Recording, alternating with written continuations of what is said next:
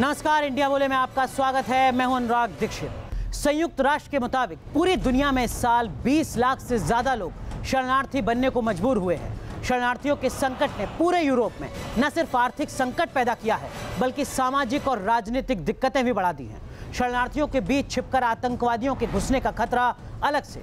उधर अमेरिका ने भी शरणार्थी संख्या में कटौती कर दी है। हमारे मुल्क में भी शरणार्थियों की समस्या पर चर्चा लगातार हो रही है। ताजा मामला रोहिंग्या शरणार्थियों का है। सरकार ने साफ कह दिया है कि रोहिंग्या देश की सुरक्षा पर खतरा है। उनके आतंकी कनेक्शन की बात भी लगातार की जा रही है और मानव तस्करी का आरोप भी लग रहा है। वैसे सवाल है कि क्या पहले होना चाहिए, देश की सुरक्षा या मानव अधिकार? वैसे सवाल और भी हैं। आखिर क्यों घुसपैठियों को वोट बैंक माना जाता रहा है? आखिर क्यों अब तक रोहिंग्या इस देश में बसते रहे? वैसे सवाल वसुधैव कुटुंबकम के नारे को लेकर भी है और म्यांमार को लगातार की जाती रही आर्थिक मदद को लेकर भी। और ऐसे ही तमाम सवालों को विस्तार से समझने की कोशिश आज इंडिया बोले में।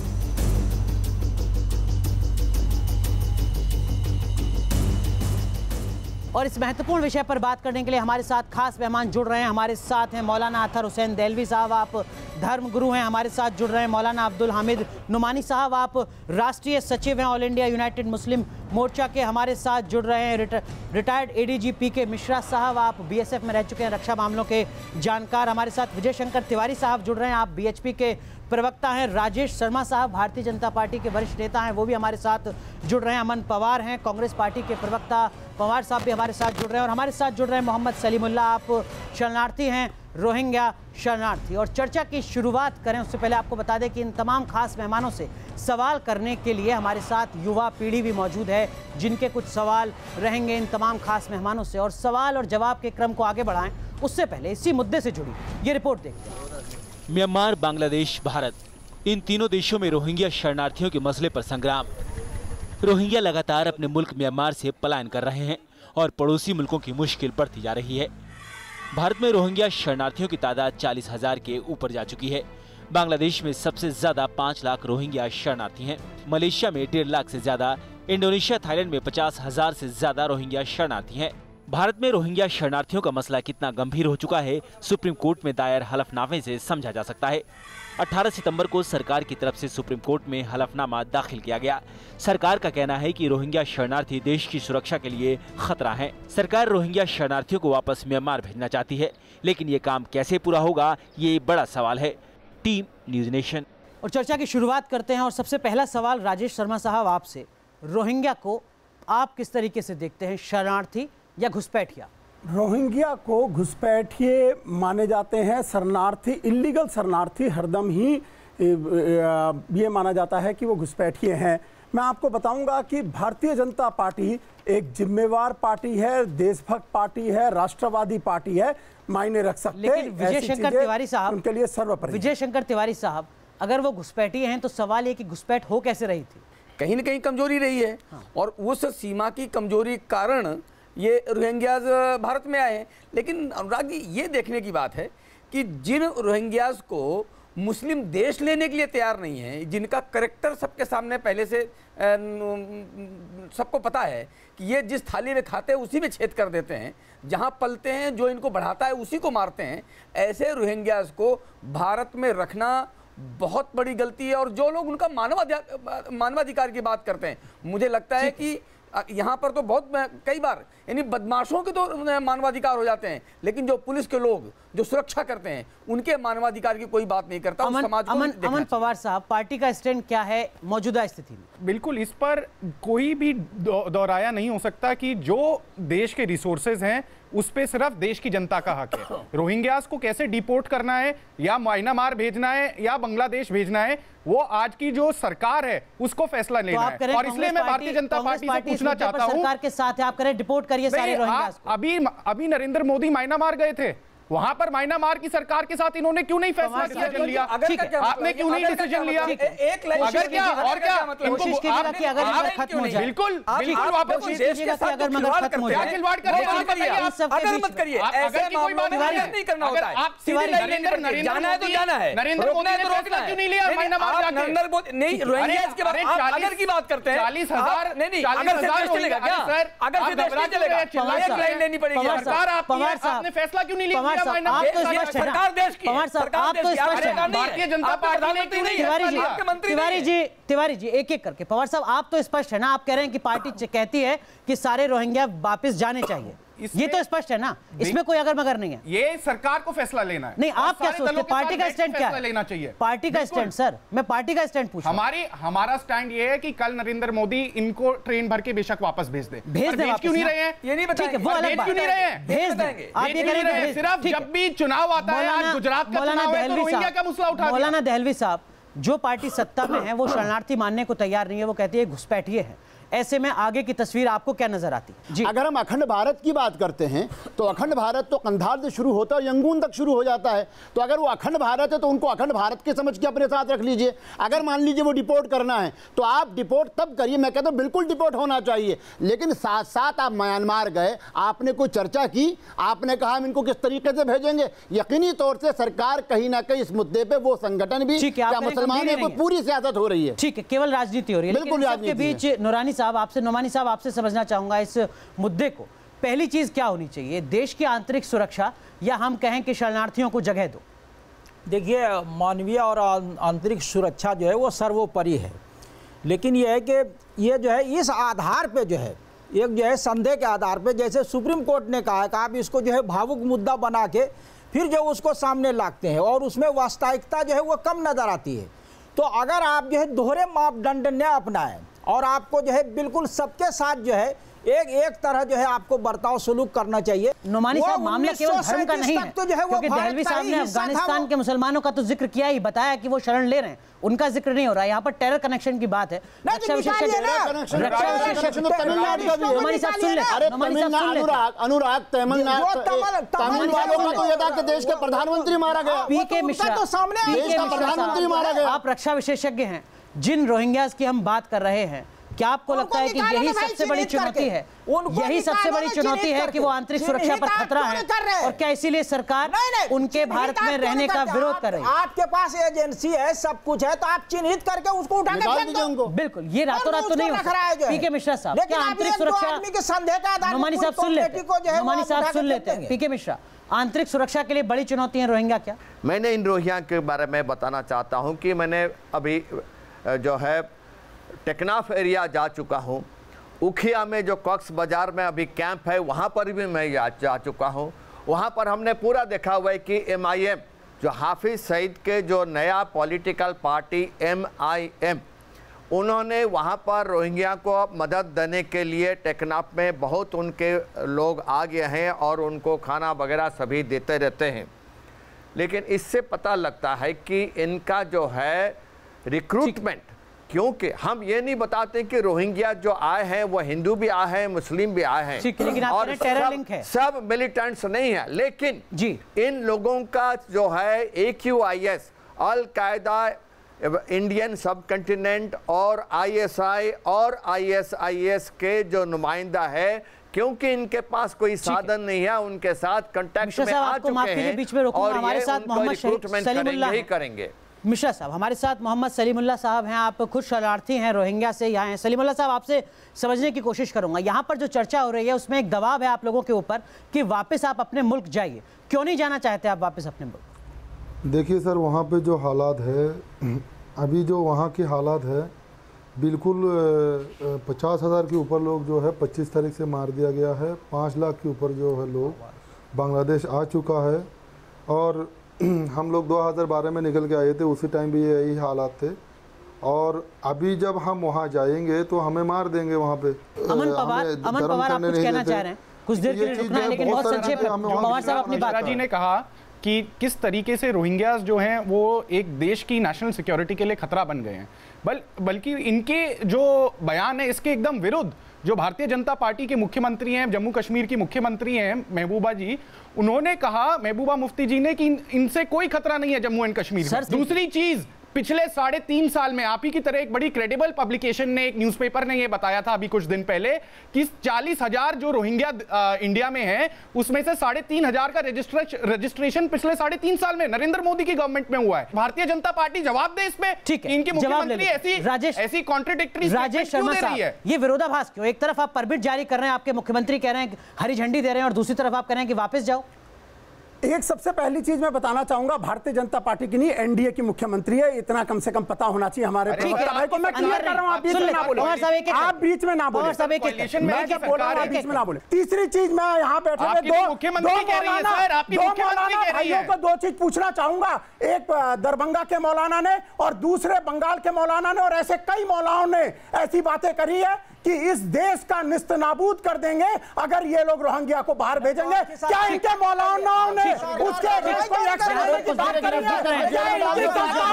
उसके अगेंस्ट कोई एक्शन लेने की बात करी है? तो इसी मुद्दे से चर्चा की शुरुआत करेंगे कि क्या वाकई शरणार्थियों के मुद्दे पर सियासत कहीं ज्यादा गर्मा रही है, मामला धर्म से जुड़ रहा है, भावनाओं से जुड़ रहा है। जो जनता है उसके मन में किस तरीके के सवाल हैं उनको भी एक बार लेते हैं। जी, मेरा सवाल कांग्रेस पार्टी से है, जब हमारा भारत धर्मनिरपेक्ष है तो रोहिंग्या को निकालने की बात क्यों करी जा रही है? आप भी क्यों कर रहे हैं इस बात? ठीक है, हाँ, अगर हमारा देश धर्मनिरपेक्ष है तो हमारे देश में तो सबको रहने का अधिकार है, फिर हम ऐसा क्यों बोल रहे हैं कि हम उनको रोहिंग्या को बाहर निकाल देंगे? रोहिंग्या बहुत पहले से, आज ये मुद्दा क्यों सामने आया कि उन्हें बाहर निकाला जाए? अब अगर हम बात करें शरणार्थियों की, तो सबसे पहले जो बांग्लादेश ने उनके लिए रास्ते बंद कर दिए थे, उन्हें शरण नहीं दी, तो हमारे इंडिया देश ने उनको शरण क्यों दी है? जब उनको शरण दे दी है तो फिर वापस भेजने की बात क्यों कर रहे हैं? ठीक है, मैं आऊँगा आपके पास भी, लेकिन एक सवाल जो कांग्रेस पार्टी से सीधा सीधा पूछा गया वो ये कि रातों रात तो नहीं आए हैं, अब आप कह रहे हैं कि अगर वो देश के लिए खतरा है तो आप उनको वापस भेजिए, आप सरकार के साथ हैं। इसमें सीधा स्पष्ट जवाब ये है कि अगर कोई भी एलिमेंट इनमें ऐसा है जिसको नेशनल सिक्योरिटी, जिसके जो पहले उसकी जांच की खतरा है, उसके खिलाफ नेशनल सिक्योरिटी एक्ट में पूरा एक्शन लेना चाहिए, चाहे उसको जेल में बंद करा जाए। कोई नेशनल सिक्योरिटी पे इस पे कोई जो है डबल स्टैंडर्ड नहीं हो सकता। मैं आऊंगा राजेश जी आपके पास। जनता पार्टी कांग्रेस उस क्या ये संभव होता है सुरक्षा एजेंसियों के लिए कि वो जो 40,000 लोग हैं एक एक करके उनका वेरिफिकेशन हो, जांच हो और उसके बाद जो संदिग्ध है उसको वापस भेजा जाए? अनुराग, ये जो 40,000 आए हैं, हमारे पास पहले आज तक भी आंकड़ा नहीं है कि कितना बांग्लादेश शरणार्थी है। मैं गवर्नमेंट के जो वर्सन है उसके साथ सहमत नहीं हूँ। हमारे देश में 60 लाख 6 करोड़ बांग्लादेश शरणार्थी हैं। क्या हमारा लैंड, हमारा डेमोग्राफिक चेंज, हमारा ज़मीन, हमारा एजुकेशन, आप लोगों का यूथ, आपने क्वेश्चन पूछा था, आप लोगों का जो एजुकेशन पॉलिसी, आप लोगों का जो सर्विस, सब कुछ उन्होंने स्नैच करके आपसे ले गए। अब आप देखिए, आपका त्रिपुरा और वेस्ट बंगाल और वहाँ पर असम, इसका बॉर्डर में देख लीजिए डेमोग्राफिक चेंजेस कितना हुए हैं। क्या आप अभी और चाहते हैं कि ये 40,000 आए? राजेश शर्मा साहब, आप कुछ कहना चाह रहे हैं? कुछ सवाल मेरे भी कहूंगा। जो इन बच्चों का क्वेश्चन था कि क्या भारत से उनको वापस भेजा जाए, बच्चों में एक चीज आपसे पूछना चाहता हूं, क्या भारत टेररिस्ट की धर्मशाला है कि टेररिस्ट को बुला करके हम भारत में रख ले? कौन चीज इनके लिए सुन लेते हैं, जो हिंदुओं का कत्ल करे। अरे हिंदू मुसलमान कहां से लेके आ जाते? ये सिर्फ राजनीति कर रहे हैं। आप हिंदू, अरे रोहिंग्या, अगर हिम्मत है एक एक आदमी को निकाल दो, हम तुम्हारे साथ खड़े हैं, एक एक रोहिंग्या को निकाल दो, लेकिन आप खाली राजनीति कर रहे हो। साहब, बहुत संक्षेप में, अगर इस तरीके की खबरें लगातार आती रही हैं कि हाँ टेरर कनेक्शन है, तो हम क्यों अपनी देश की सुरक्षा पर एक सवाल खड़ा करें? राजीव गांधी के कत्ल के बाद आपने तमिलों को निकाला। राजीव गांधी, अरे सुनो, हाँ सवाल करो, राजीव गांधी के कत्ल के बाद निकाला। भरोसा है या नहीं? यहाँ पर जब लौटेंगे तो इसी मुद्दे को समझने की कोशिश करेंगे कि जो सवाल यहाँ लगातार उठ रहा है, इसको अमली जामा पहनाया कैसे जाए? सिर्फ राजनीति हो रही है या गंभीरता कहीं ज्यादा है? और इस पर विस्तार से चर्चा को आगे बढ़ाएंगे। उससे पहले इसी मुद्दे से जुड़ी एक और रिपोर्ट देखते हैं। कैसे हल होगा रोहिंग्या संकट? क्या वापस अपने वतन लौट पाएंगे रोहिंग्या? क्या करेगा अंतर्राष्ट्रीय समुदाय? 19 सितंबर को जब पहली बार आंग सान सूकी ने रोहिंग्या संकट पर अपनी चुप्पी तोड़ी तो बस इतना कहा कि उन्हें बेगुनाहों के बेघर होने का दुख है। अंतर्राष्ट्रीय दबाव के बावजूद म्यांमार सरकार रोहिंग्या शरणार्थियों के संबंध में कोई खाका पेश नहीं कर रही है। भारत के लिए सबसे बड़ा मुद्दा सुरक्षा है। सुप्रीम कोर्ट में दायर हलफनामे में केंद्र ने कहा है कि रोहिंग्या शरणार्थी नॉर्थ ईस्ट कॉरिडोर की स्थिति को और बिगाड़ सकते हैं। रोहिंग्या देश में रहने वाले बौद्ध नागरिकों के खिलाफ हिंसक कदम उठा सकते हैं। सरकार ने सुप्रीम कोर्ट को बताया है कि जम्मू, दिल्ली, हैदराबाद और मेवात में सक्रिय रोहिंग्या शरणार्थियों के आतंकी कनेक्शन होने की भी खुफिया सूचना मिली है। एशियाई देशों के लिए रोहिंग्या संकट सबसे बड़ा मुद्दा बन चुका है। एक तरफ सुरक्षा का मुद्दा है तो दूसरी तरफ मानवाधिकार और बेगुनाह लोगों की मुश्किलें। कैसे संकट का समाधान होगा किसी को समझ नहीं आ रहा। Team news nation. Vijay Shankar Tiwari साहब, आपसे समझना चाहूँगा, 40,000 ऐसे लोग हैं जो बीते 3 साल में रह रहे हैं भारत में, अपने तय समय से ज़्यादा समय से। डिपोर्ट करने का जो आंकड़ा है वो है तकरीबन 6,000, यानी आप 3 साल में 15% लोगों को ही वापस डिपोर्ट कर पाए हैं। जब आप कहते हैं कि हम 40,000 रोहिंग्या को वापस भेज देंगे, तो क्या 25 साल तक देश इंतजार करेगा इस रफ्तार से? नहीं, देखो, ये जो सरकार है वो जनता के दबाव के आगे चलती है।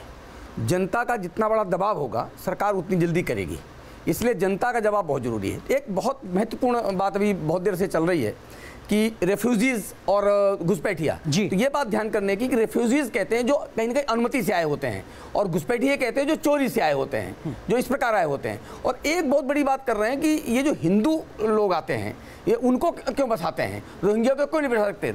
50 से अधिक देश मुस्लिम देश हैं, रोहिंग्या को नहीं रख सकते, वो नहीं रखने के लिए तैयार हैं। हिंदुओं का कौन सा देश है? हिंदुओं को तो केवल एक भारत है। तो हिंदुओं को जो वहां से आते हैं उनको अगर भारत नहीं बसाएगा तो कौन सा पाकिस्तान बसाएगा? क्या शरणार्थी की समस्या धर्म के आधार पर एड्रेस? नहीं, प्रश्न धर्म का नहीं है, प्रश्न धर्म का नहीं है, ये जान माल का है। आप ये बताइए, जो 40,000 के लिए जो लोग खड़े हैं, 40,000 के बचाव के लिए बात करते हैं, वो जो हिंदू आते हैं उनके लिए कौन खड़ा है? हम कहाँ जाएंगे? कहाँ जाएंगे? किस देश में जाएंगे? पाकिस्तान में कितने % रह गए? बांग्लादेश में कितने? यानी जहां जहां हिंदू थे वो बिल्कुल घटकर 0 रह गए। भारत में तो मुसलमान भी कितने % आगे बढ़ गया। ठीक है राजेश जी, मैं आपके पास भी आऊंगा, लेकिन सलीमुल्लाह साहब हमारे साथ जुड़े हुए हैं, रोहिंग्या शरणार्थी हैं। सलीमुल्लाह, आपसे समझना चाहेंगे, जो बात यहाँ पर तिवारी जी कह रहे हैं, क्यों आपने भारत का रास्ता चुना? आप बांग्लादेश रह सकते थे, पाकिस्तान जा सकते थे, अफगानिस्तान जा सकते थे, और किसी मुस्लिम देश में जा सकते थे। देखिए सर, हम जब यहाँ पार हुए, बांग्लादेश जब आ गए, तो वहाँ ऑलरेडी बहुत सारे लोग वहाँ थे, तो हमें लगा हम यहाँ भी नहीं रहेंगे, यहाँ रहेंगे तो फिर बर्मा जाना पड़ेगा, तो हम आगे जाते हैं इंडिया में। हम इंडिया के बहुत सुने थे, हमारे लोग पहले से कुछ लोग यहाँ पे थे, तो यहाँ एजुकेशन के पढ़ने के बहुत हालात ठीक थे, और यहाँ कोई भी काम जैसे मजदूरी वगैरह मिल जाते हैं, और ये सरकार से कोई दबाव नहीं मिलता, तो सरकार भी इतना परेशान नहीं करते। तो इस चीज़ को हमने देखते हुए यहाँ आगे, जहाँ तक सुने तो उससे बेहतर मिले हमें यहाँ। हम 5 साल से रह रहे हैं। राजेश शर्मा साहब, आप कुछ कहना चाह रहे हैं, लेकिन उससे पहले एक सवाल मेरा है आपसे, और झुग्गी में जरा सुनिएगा सर ईमानदारी से। 1992 में आपकी पार्टी के वरिष्ठ नेता और मौजूदा केंद्रीय मंत्री सुषमा स्वराज ने राज्यसभा में सवाल किया था शरणार्थियों की समस्या पर, और उन्होंने कहा था कि जो शरणार्थी इस वक्त देश में मौजूद हैं उनको बांग्लादेश तब तक ना वापस भेजा जाए जब तक कि बांग्लादेश उनकी सुरक्षा की गारंटी ना ले ले। उनकी मांग थी कि सरकार शरणार्थियों के लिए जो कैंप लगे हुए हैं वहां पर बुनियादी सुविधाएं मुहैया कराए। 92 के बाद 2017 में ये कैसा विरोधाभास दिखता है कि अब आप कहते हैं कि नहीं, शरणार्थियों को हम घुसने नहीं देंगे अपने देश में? राजेश शर्मा साहब, पहली चीज है, जब आपके भारत की इंटेलिजेंस एजेंसी ऐसा बताती है, 2 ऐसे बड़े आतंकवादी जो कि इनके साथ कांटेक्ट में थे, जो कहीं बांग्लादेश जाते हैं और इनको रिक्रूट करने की बात करते हैं, जो सुरक्षा एजेंसियों के पास ये रिपोर्ट आती है। सरकार एक कानून पर विचार कर रही है जो है सिटीजनशिप अमेंडमेंट बिल 2016, जो कहती है कि अफगानिस्तान, बांग्लादेश, पाकिस्तान के जैन, हिंदू, सिख, पारसी, बौद्ध, ईसाई तमाम जो अवैध नागरिक हैं वो भारत में नागरिकता के लिए अप्लाई कर सकते हैं, सिर्फ एक मजहब के लोगों को छोड़कर। कहीं सवाल खड़े करता है क्या? देखिए, बिल्कुल बहुत सब सीनियर लोग बैठे हैं, और देखिए सबसे पहले चीज़ मैं बहुत क्लियर कर दूँ, भारत का हर मुसलमान किसी भी सूरत में देश की आंतरिक सुरक्षा के लिए किसी को मुसलमान या हिंदू के नाम पर नहीं बांटता। अगर रोहिंग्याज या बांग्लादेशी या तिब्बती या कोई भी व्यक्ति भारत की सुरक्षा के लिए खतरा है, उसको फौरी डिपोर्ट कर दिया जाए। हमारा मत इसमें बहुत क्लियर है। मैं संक्षेप में एक बात कहना चाहूँगा, कोई भी आए, मेरा कहना है सरकार कानून बनाने से पहले जो सिटीजनशिप की जो बात करी, जो भी हिंदू आएगा हम उसको लेंगे। मैं तिवारी जी से और राजेश शर्मा जी से बड़े अदब के साथ एक बात करता हूँ, कोई भी कानून इतिहास को रख के बनाया जाता है। बोध गया से कंबोडिया बौद्धिज्म कैसे पहुंचा था, इतिहास साक्षी है, कैसे खदेड़ खदेड़ के यहाँ से। लेकिन आतंक का खतरा नहीं था। मैं वही कहूँ, हमारा कहना ये है, देश की रख में आप हिंदू मुसलमान मत कहिए। कोफी अन्नान ने बड़े अच्छे लफ्जों में कहा कि भारत वो ऐसा देश है जहाँ पे रोहिंग्या औरों से बेहतर हालत में गुजर रहे हैं। आखिरी बात, लास वेगस में जो कुछ हुआ, अगर आपने आज का गार्जियन पढ़ा हो, गार्जियन ने क्या कहा, इसलिए उस व्यक्ति ने वहाँ पे हथियार उठाए चूंकि आज भी अमेरिका जो अपने आप को सबसे बड़ा सुपर पावर कहता है, उस कम्युनिटी को ना तो वोट डालने का अधिकार है, ना वो लोग वहां पे जो शिक्षा हासिल कर सकते हैं। इसी तरीके से रोहिंग्या के साथ हमको आखिरी बात, भारत के लोगों को बुनियादी जरूरतें पूरी नहीं हो रही उनकी, और आप कह रहे हैं कि 40,000 लोग आ जाओ यहाँ पर। साबित कर, मिश्रा जी को शामिल करते एक बात कहता हूं, हमने दबे कुचले, पाकिस्तान के दमन से दबे कुचले बांग्लादेश को आज़ाद करवाया था। हमारी सेना वहां गई थी, सरकार हफ्सालक बने, और जिस तरीके दुनिया की सबसे दमनकारी फौज जो है रोहिंग्या के खिलाफ जो है सरकार करके उनके बफर स्टेट बना दे। ये जवाब दीजिएगा, हम बांग्लादेश के लोगों के उत्पीड़न के खिलाफ बांग्लादेश के गठन में अपनी भूमिका निभाते हैं, हम रोहिंग्या पर चुप क्यों हो जाते हैं? बिल्कुल, हम बांग्लादेश तो हम नहीं बनाए, हाँ, लेकिन इसके बाद सिचुएशन बहुत चेंज हुआ। जब बांग्लादेश में बेगम जिया जी आए, उसके बाद वहाँ पर मिलिटेंसी और पाकिस्तान का ISI का पेनिट्रेशन हो गया। लेकिन मैं रोहिंग्या के बारे में बता रहा हूँ। फकीरा बाजार में जो इंसिडेंट हुआ और 3 और कैंप में हुआ, हेवी मैसेकर हुआ है, जिसमें कि म्यांमार आर्मी AFP को लेकर के वहाँ पर उन कैंप्स में दिखाया गया जहाँ पर हंड्रेड्स के 100 के ऊपर नरकंकाल मिले जी, और उसमें वो काला पार्टी और ब्लैक पार्टी का इन्वॉल्वमेंट है। और ये पूरे काला पार्टी और ब्लैक पार्टी तमाम जो है रखाइन से बांग्लादेश और इंडिया को आ रहे हैं, बांग्लादेश पहुंच चुके हैं टेकनाफ। ठीक है, तो आप कह रहे हैं 71 की स्थिति नहीं है, इसलिए उनका स्थिति खराब है जो, इसलिए, और बॉर्डर को, इसलिए हमको अभी जो बॉर्डर का स्थिति भी मैं बता देता हूं। अभी जो उनके खिलाफ हमारा BSF अब कार्रवाई कर रहा है, क्योंकि वहाँ फायरिंग करने का ऑर्डर नहीं है, वहाँ पेपर स्प्रे करके उनको रोका जा रहा है ताकि वो इंडिया के अंदर न घुसे। मैं ये बताना चाहता हूँ, बांग्लादेशी माइग्रेंट्स को लेकर के हम कश्मीर से लेके कन्याकुमारी तक ब्लास्ट हम सह रहे हैं। एक तरफ रोहिंग्या खतरा है, दूसरी तरफ में पढ़ रहा था जिसमें भारत सरकार ने माना कि म्यांमार की स्थिरता को लेकर भारत सरकार लगातार अलग अलग मंच पर म्यांमार से बात करती रही है। दूसरी तरफ सरकार ने बताया कि हमने 10 लाख अमेरिकी डॉलर की मदद की है म्यांमार को स्थिरता के लिए।